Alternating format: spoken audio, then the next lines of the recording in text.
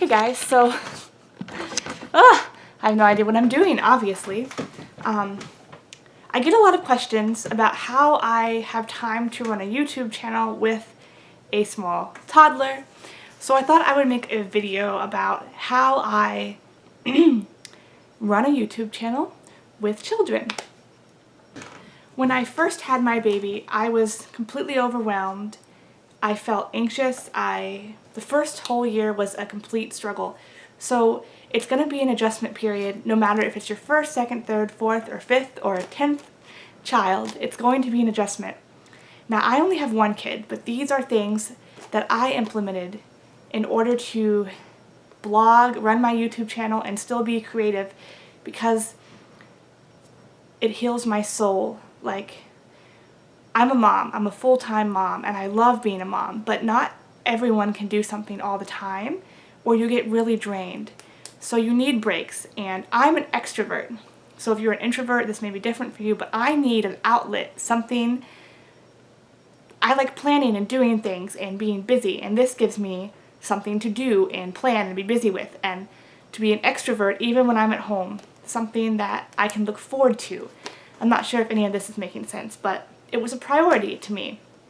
So there are 2 or 3 main things that I do consecutively and I build into my life to make sure that I have time to run a YouTube channel and to be creative and knit and crochet and do the things that I love while still being a mom. The first thing I do is I always have a planner.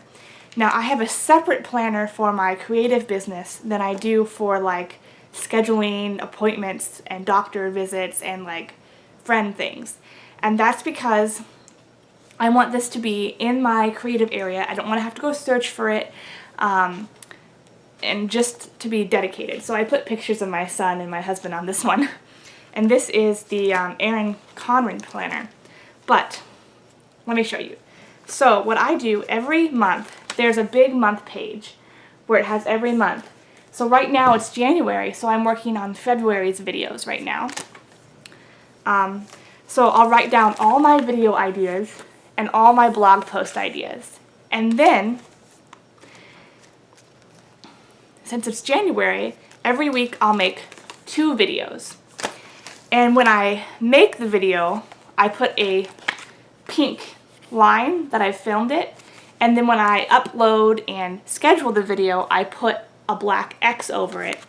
And I write it on the day.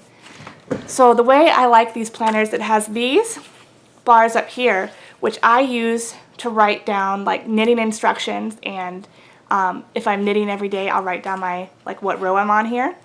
Down here, I will write YouTube videos once I've edited them and scheduled them and they're ready to go, so I know what day it comes up on, and so I can go in there and tweet it and Facebook it. And then here I'll do blog post. So the YouTube video comes out this day and the blog post comes out the very next day. And then whatever other blog posts I have that don't have videos attached to them. So that's how I do that. So right now it's January.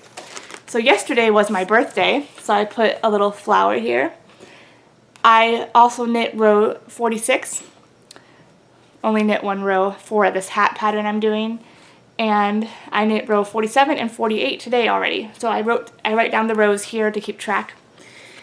And today post my January hat crochet tutorial, and it posts at 3 p.m. I post all my videos at 3 p.m.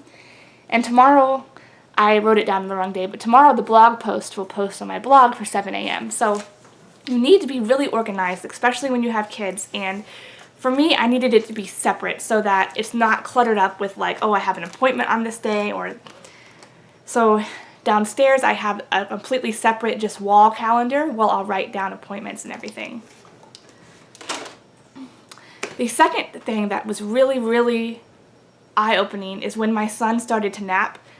If you don't know, he had a bunch of really horrible allergies and he did not take a nap until 9 months old. He did sleep okay at night a little bit, but once we figured out all of his allergies and I took them out of my own diet and he started sleeping, I started to have some free time during the day, like 2 to 3 hours when he was napping. And so what I did is I used that free time for my business. whenever he was napping, I was working on knitting, crocheting, social media stuff, taking pictures.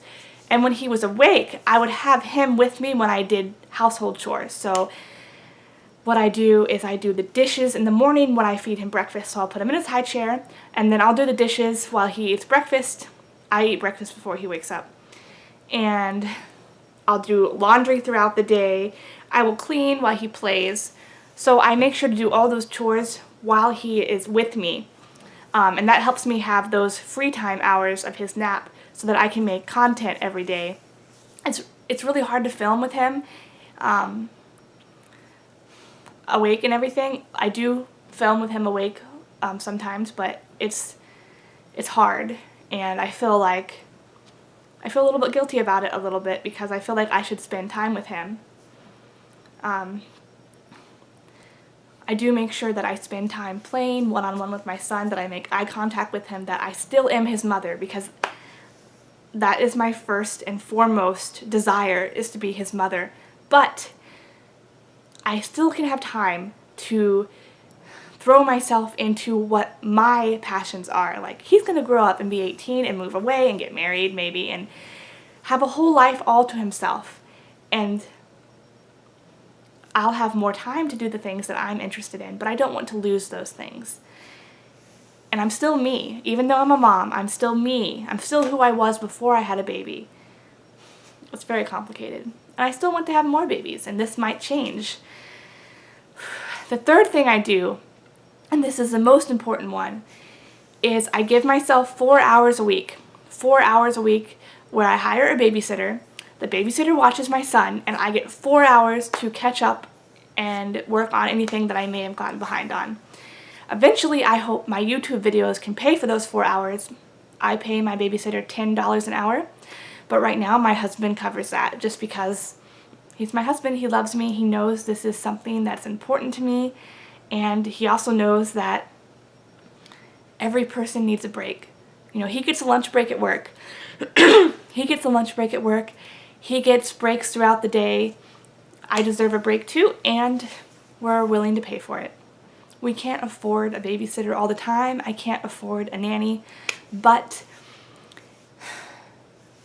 my passion is so important to me that I'm willing to pay for a babysitter to watch my son, to have fun with him, so that I can devote just 4 hours a week to running a YouTube channel, a blog, making things. Like, sometimes I don't even work on content. I just knit something from a pattern that I found online, something that I want to make, because I still love knitting too.